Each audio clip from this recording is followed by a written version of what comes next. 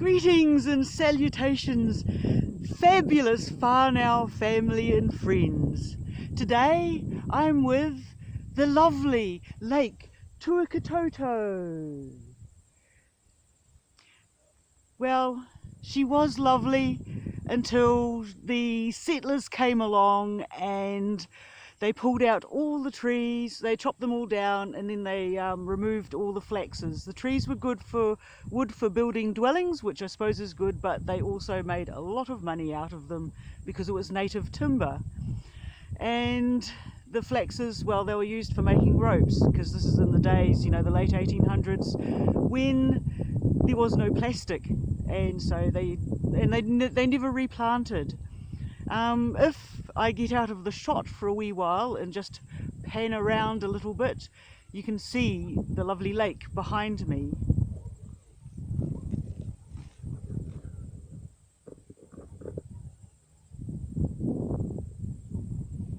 Here it goes. There's the lake. She's quite a wide lake. She's very shallow.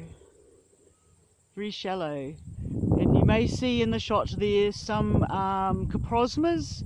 They're the dark blobby tree bushes that are growing, and they are the forerunners of the new native forest. Coprosmas, hello again, coprosmas and pittosporum, they usually come along to provide shelter for the larger trees to grow in amongst. So that's how it goes with nature, with forest, because you know you need your soldiers in the front line, those tough little buggers that start to break the ground for the others and provide protection and that sort of thing. Coprosmas are called divaricating forms because of the way their leaves grow. They sort of like grow they're quite spiky with very small leaves. Apparently moa loved coprosma leaves, but as we know that they were wiped out too, and when moa was wiped out, so the haast eagle disappeared, because moa was the haast eagle's food, and once you lose your food, that's it.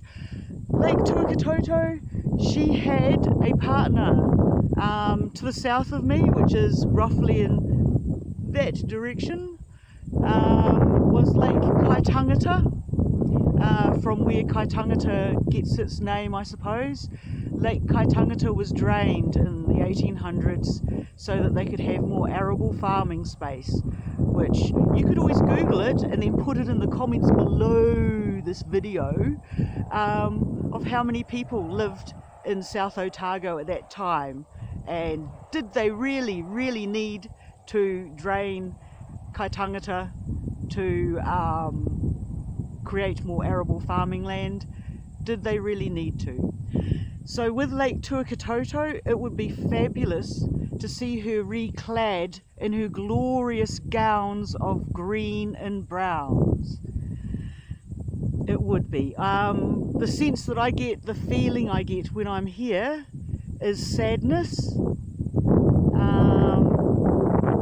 A bit like if you've had a friend, whether they're male or female, who has been sexually abused, you know the aura that they give off. This is, to my mind, my heart, my soul, the same vibe that I get when I'm here. It's a glorious place. It really is a beautiful place, but it's sad, you know, like we have the introduced species here, many willow trees growing here, and as you may or may not know, willow is a tree that belongs to Hecate, who is the crone goddess. You know, you've got the three of them. You've got the maiden, the huntress, and you've got the mother, in her fullness and her ripeness, fruition, and then, well, Hecate, who is the crone, the goddess of wisdom, that sort of thing, you know, lived many centuries. And I think that Tuakitoto is sad because she has lost her partner, Kai Tangata. And I don't know if that's why Kai has a strange feeling to it or something like that, because to be honest, if I was murdered, if I was a lake and I was murdered by being drained so I had no water, I think I would probably be a little bit furious too. So this is the lovely Lake Tuakitoto. Hopefully sometime we will have people that will come along and restore her to her glory.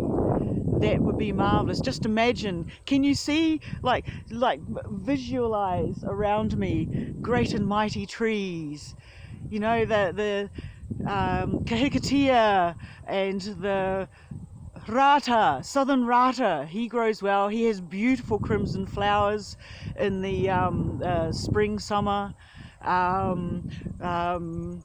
Totara, kowhai, all of those groovy people, and some of the swamp woods that love to have wet feet. They don't grow anywhere except they're having wet feet.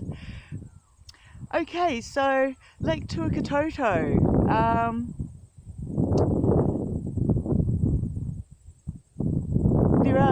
There is actually quite a few birds living here.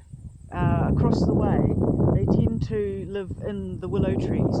I mean, with replanting, what you would have to do is establish the natives until they are like tall enough, and then get rid of the willows so that the birds don't lose out on their homes. You know, it'd be nothing worse than like chopping everything down, then the birds have nowhere to live, because this is a gathering place for birds. You know, it should be rich in nutrients. It would be richer in nutrients if we had the original forests back again. But we as human beings, we can restore that. We can. It's in our power to restore it and to heal the place. We don't need to leave things as they are. Just like personally, you don't need to leave yourself as you are. You can heal and you can be your best and most wonderful, magical self that you can ever be.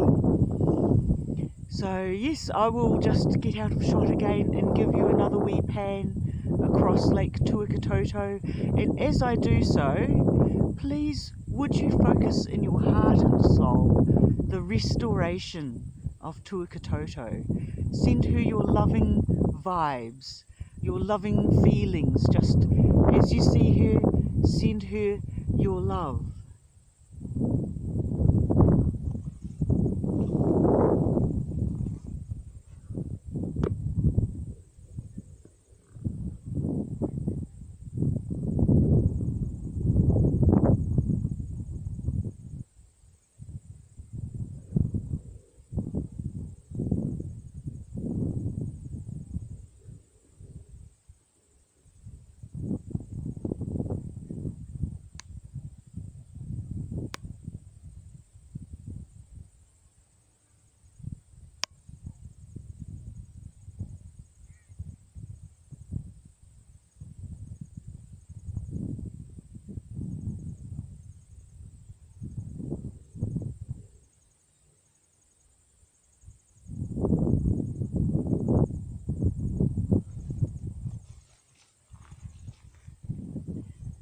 There we go. Okay, so don't come to Lake Tuakitoto between May and early July because it's duck shooting season, and they do like to come down here and capture some of the introduced ducks,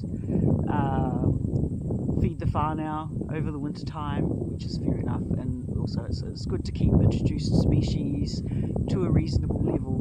I wish we could do that with the human race. Okay, so I'm Kiska Bazaar, sending you my love, you're my love, and I hope you have a wonderful time and all the best to you. I love you. See you later. Bye.